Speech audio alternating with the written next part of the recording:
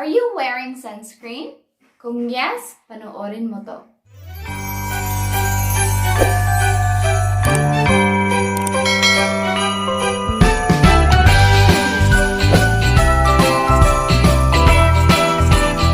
Hello Dzai! Welcome back again sa aking channel. If you are new here at hindi niyo pa ako kilala, my name is Julie and I make contents for skincare, product reviews, and minsan lifestyle. Kaya if you're into that, please consider subscribing and click that notification bell button para updated po kayo sa aking mga video. So mga Dzai, ang pag-uusapan natin ngayon ay ang aking mga pagkakamali skincare world, and we're going to talk about my mistakes on wearing sunscreen. Bakit nga ba tayo naglalagay ng sunscreen mga Dzai? Dahil, yes, tama ka, dahil to prevent sun damage. Ito yung mga pagkakamali ko habang gumagamit ng sunscreen. So sana may matutunan kayo and stay tuned! I know, hindi po ako expert and I'm not a dermatologist or expert. I'm new to this skincare world. I'm still new to this skincare world. And marami po akong natututunan. I've been following dermatologists and experts on YouTube and Instagram. So marami po akong natutunan sa kanila. I'm a product reviewer, kaya i-share ko ang aking mga nalalaman, hoping that you learn from it as well. Sabi ko nga sa aking isang video, hindi naman necessary na ang aking opinion lamang ang inyong pagbabasihan. Skincare is rather personal. So, depende sa inyo yun mga Dzai. Parang pagkain lang mga Dzai, no? Meron tayong iba-ibang taste. Though, alam natin kung ano ang healthy at hindi. Pero may mga healthy na pagkain na ayaw natin. So, yun. So, bago tayo malayo sa usapan mga Dzai, sasabihin ko sa inyo kung ano yung mga kamali ko while wearing sunscreen. And sana may matutunan kayo. Comment down below if you're wearing sunscreen din. Number 1, gumagamit ako ng mga skincare products na walang sunscreen mga Dzai. Yun yung una, dahil nagka-interest ako sa mga skincare na yan. Dahil na rin, alam naman natin sa Pilipinas, nilamon na tayo ng sistema ng K-pop, hindi po ba? Most of the things that I use are Korean skincare brands. So, yun, nagka-interest ako, pero hindi ko naisip na napaka-importante pala na gumamit ng sunscreen. Gumagamit tayo ng mga skincare products mga Dzai, lalo na ng mga cream, mga face cream, mga serums, eye cream, and everything.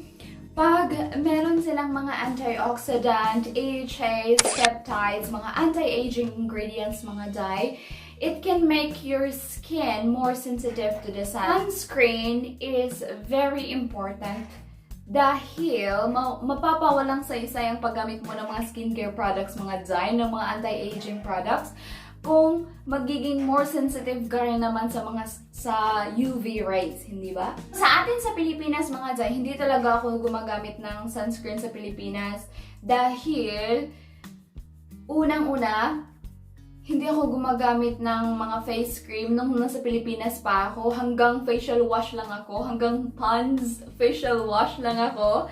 Nag-interest na talaga ako dito nung dito na ako sa ibang bansa. And mostly sa ating mga Pinay, kayo manggi tayo mga Dzai, morena tayo.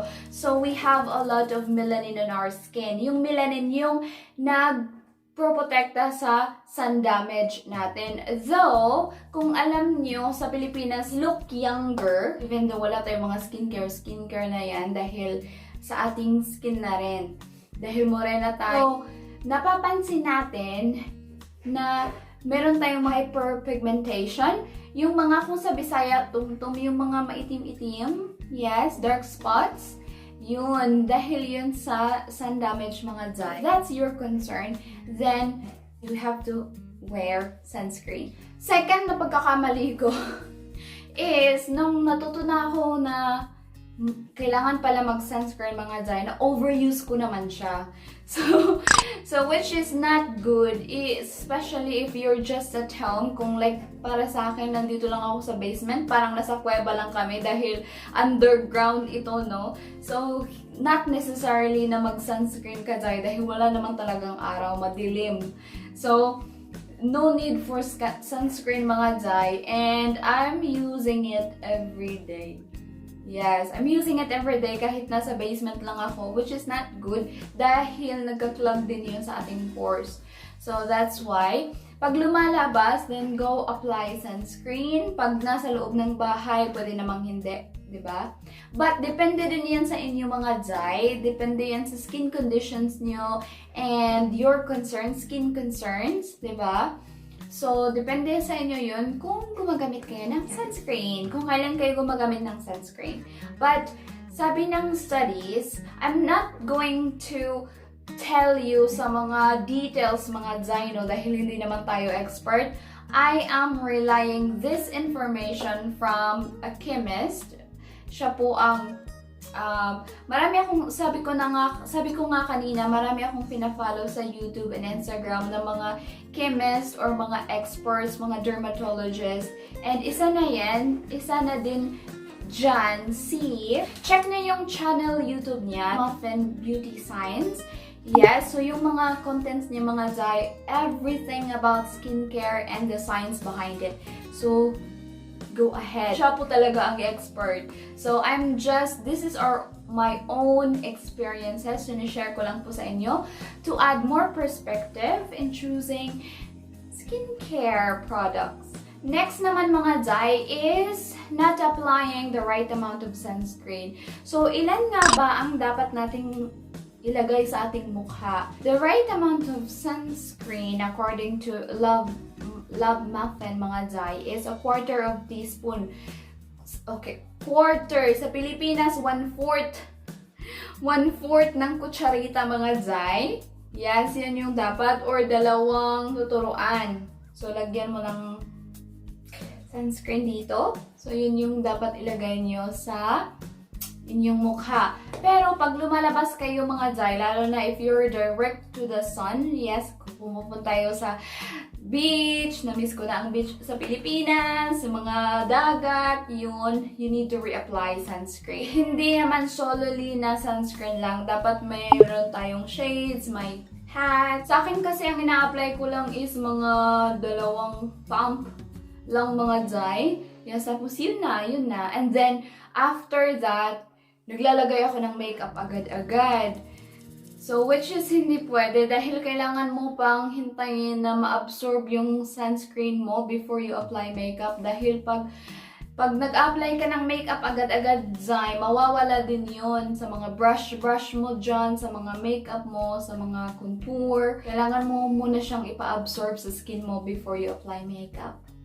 Pagkakamali ko din, speaking of makeup mga Dzai, is I'm wearing, after ng moisturizer ko minsan, makakalimutan ko mag-sunscreen. After ng moisturizer, mag-makeup na ako agad-agad. So, which is not good. Dahil nga, kailangan mag-apply ka muna ng sunscreen before makeup. So, that's it mga Dzai. If you have any questions, please comment down below. I'm new to the skincare world. So, marami pa akong matututunan mga Dzai. So, I'm excited to share my opinions and views for you. That's it mga Dzai. Thank you so much again sa panonood. And see you again sa aking next vlog. Babush!